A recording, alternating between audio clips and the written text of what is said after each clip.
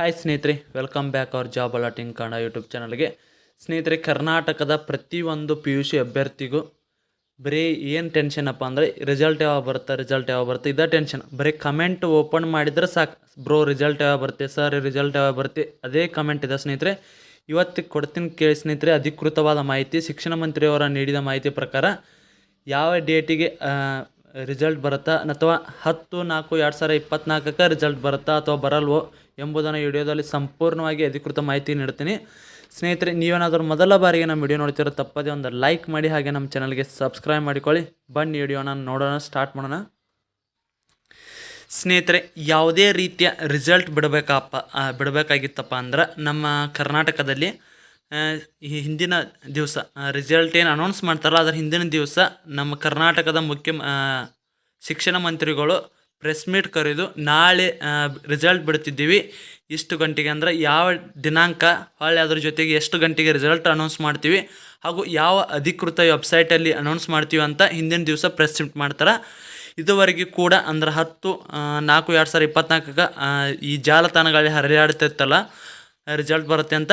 ಆದರೆ ಅದು ರಿಸಲ್ಟ್ ಬರಲ್ಲ ಸ್ನೇಹಿತರೆ. ಯಾಕಂದರೆ ನಮ್ಮದು ಯಾವುದೇ ರೀತಿಯ ಶಿಕ್ಷಣ ಮಂತ್ರಿಗಳಾದ ನಮ್ಮ ಕರ್ನಾಟಕ ಎಕ್ಸಾಮಿನೇಷನ್ ಬೋರ್ಡಿಂತನೂ ಯಾವುದೇ ರೀತಿಯ ಅಧಿಕೃತ ಮಾಹಿತಿ ಬಂದಿಲ್ಲ. ಅಂದ್ರೆ 10/4/2024 ನಿಮ್ಮ ರಿಸಲ್ಟ್ ಬರಲ್ಲ ಸ್ನೇಹಿತರೆ. ನಮ್ಮ ಕರ್ನಾಟಕ ಸರ್ಕಾರದ ಎಕ್ಸಾಮಿನೇಷನ್ ಬೋರ್ಡಿಂದ ಏನು ಹೇಳಿತಪ್ಪ ಅಂದ್ರೆ, ನಾವು 10ನೇ ತಾರೀಕಿಗೆ ಬಿಡ್ತೀವಿ ಅಂತೇಳಿ, ಏನು ರಿಸಲ್ಟ್ ಬಿಡ್ತೀವಿ ಅಂತೇಳಿ ಪೇಪರ್ದಾಗ ಏನು ಹೇಳಿದಿಲ್ಲ, ಪ್ರೆಸ್ ಮೀಟ್ದಾಗ ಹೇಳಿದಿಲ್ಲ ಸ್ನೇಹಿತರೆ. ಅವರು 10ನೇ ತಾರೀಕಿಗೆ ನಾವು ರಿಸಲ್ಟನ್ನು ಬಿಡಲು ಉದ್ದೇಶಿಸಲಾಗಿದೆ ಅಂದ್ರೆ ಅವತ್ತ ಬಿಡ್ತೀವಿ ಅಂತ ಹೇಳಿಲ್ಲ. ಅವ್ರು 10ನೇ ತಾರೀಕಿಂದ 20ನೇ ತಾರೀಕಿಗೆ ಒಳಗಾಗಿ ನಾವು ಯಾವುದೇ ದಿನಾಂಕದ ಒಳಗಾಗಿ ರಿಸಲ್ಟನ್ನು ಬಿಡ್ಬೋದು ಅಂತ ಅವರು ಮಾಹಿತಿಯನ್ನು ನೀಡಿದ್ದಾರೆ. ಸೊ ಅದಕ್ಕಾಗಿ 10/4/2024 ನಿಮ್ಮ ರಿಸಲ್ಟ್ ಬರ್ತಾ ಇಲ್ಲ.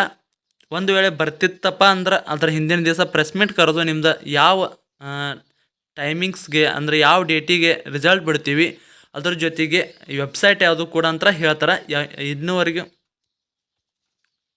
ಯಾವುದೇ ರೀತಿಯ ಅಫಿಷಿಯಲ್ ಆಗಿ ಮಾಹಿತಿ ಬಂದಿಲ್ಲ.